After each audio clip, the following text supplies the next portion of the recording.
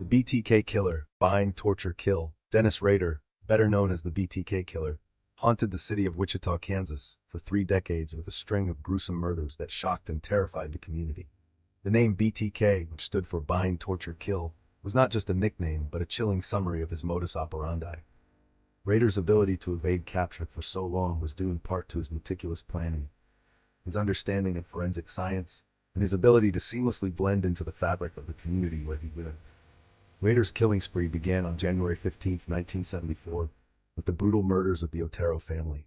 On that cold winter day, he broke into their home, where he bound and strangled Joseph Otero, his wife Julie, and two of their children, 11-year-old Josephine and 9-year-old Joseph Jr. The brutality of these murders sent shockwaves through Wichita, leaving the community in a state of fear.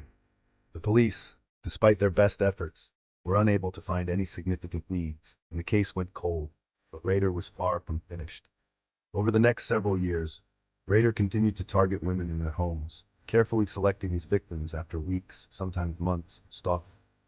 He studied their routines, learned when they were most vulnerable, and chose the moments when he could strike without being seen. His method remained chillingly consistent. After breaking into his victim's home, he would bind them in complex knots, often prolonging their suffering as he tortured them both physically and psychologically. The final act was always strangulation, a method that allowed Rader to maintain control until the very end. After each murder, he took great care in cleaning the crime scene, ensuring that he left behind no evidence that could be traced back to him. What set Rader apart from other serial killers was his deep-seated need for recognition. He began to taunt the police and local media by sending them letters in which he described his crimes in horrific detail and mocked their inability to catch him. In his earliest communication, Rader introduced himself as BTK, and even provided a list of suggested names that the media could use to describe him. His letters were a mix of gruesome descriptions and twisted humor, revealing a man who not only relished in the fear he was creating, but also craved the notoriety that came with it. Despite his taunting and the terror he spread, Rader managed to evade capture for nearly 30 years. His final known murder took place in 1991, when he killed 62-year-old Dolores Davis. After this crime, Rader seemed to disappear, and the BTK case went cold. For over a decade, the people of Wichita believed that the killer had either died or moved away, but they would soon learn that he had been living among them all along. In 2004, on the 30th anniversary of the Otero family murders, Rader resurfaced. His need for attention reignited. He began sending new letters to the media, rekindling the fear that had once gripped Wichita.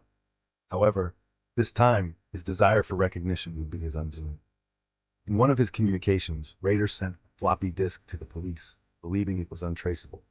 But forensic experts were able to recover metadata from the disk, which pointed directly to the Christ Lutheran Church in Wichita, where Rader was a respected member and president of the church council. On February 25, 2005, Rader was arrested near his home. Initially, he denied any involvement in the murders, but the evidence was overwhelming. During interrogations, Rader confessed to 10 murders, providing chilling and detailed accounts of how he selected, stalked, and ultimately killed his victims. Throughout his confession, he showed no remorse, instead appearing to take a perverse pleasure in recounting the details of his crimes.